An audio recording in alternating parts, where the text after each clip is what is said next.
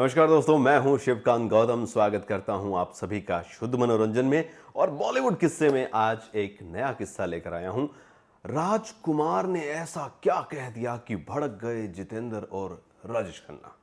बॉलीवुड में फिल्मों की शूटिंग के दौरान कई सारी ऐसी अनएक्सपेक्टेड बातें, चीजें निकल आती हैं जिनसे सेट पर कोई हादसा या घटना घट जाती है, जिससे शूटिंग में तो खलल पड़ता ही है, लेकिन स्टार के बीच में भी कहासुनी हो जाती है।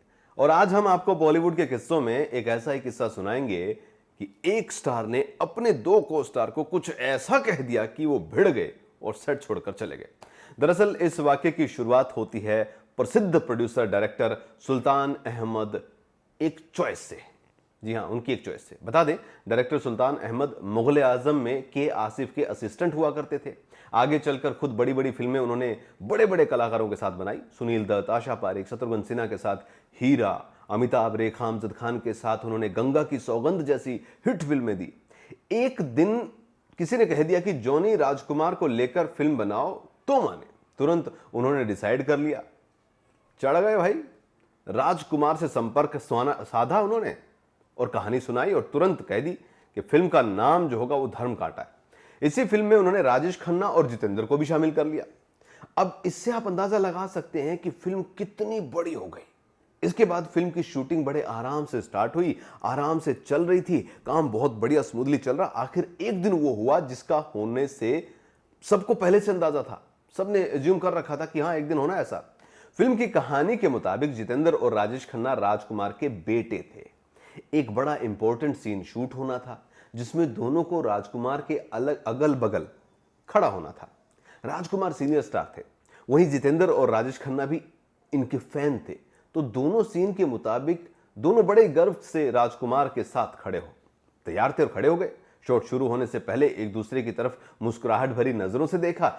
सुल्तान अहमद साहब ने सीन भी समझा दिया और वो एक्शन बोलने वाले थे कि अचानक राजकुमार को पता नहीं क्या सूझा, उन्होंने शॉट रोकने के लिए इशारा कर दिया।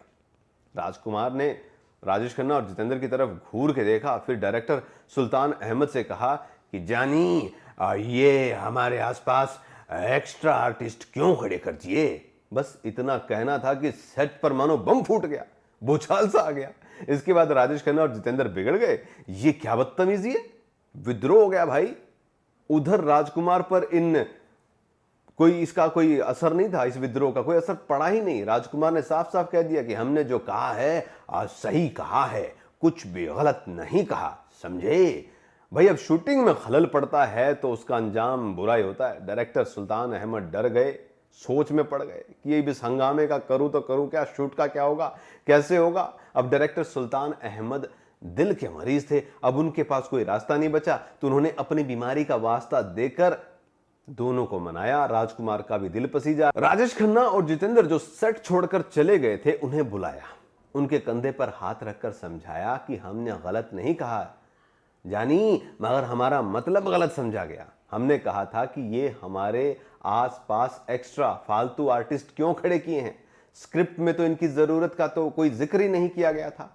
अरे भाई, आप दोनों बहुत बड़े स्टार हो, एक्स्ट्रा जो साइड में खड़े उनके बारे में बातें हो रही थी, समझे जानी। चलो शूटिंग जारी करते हैं। इस तरीके से मामला शांत हुआ। ये राजकुमार साहब की बहुत पुरानी आदत थी। उन्होंने बप्पी लहरी को भी देखते ही कुछ ऐसा कह दिया था कि उन्हें भी बहुत बुरा लगा था। दरअसल बप्पी दा बहुत सारे जेवर पहनते थे, तो एक दिन राजकुमार ने उन्हें कहा कि जानी, तुम इतने सारे सोने के जेवर पहनते हो, इतनी मालाएं पहनते हो, एक मंगलसूत्र क्यों नहीं पहन लेते। वैसे राजकुमार की आदत थी कि वो ऐसे ही कुछ भी मजाकिया अंदाज में बोल देते थे या फिर कुछ ऐसा बोल देते थे कि सामने वाले के चुभ जाता था, लेकिन वो थे ऐसे ही। तो ये एक ऐसा किस्सा था जिसकी वजह से जितेंद्र और राजेश खन्ना सेट से दौड़ के चले गए थे।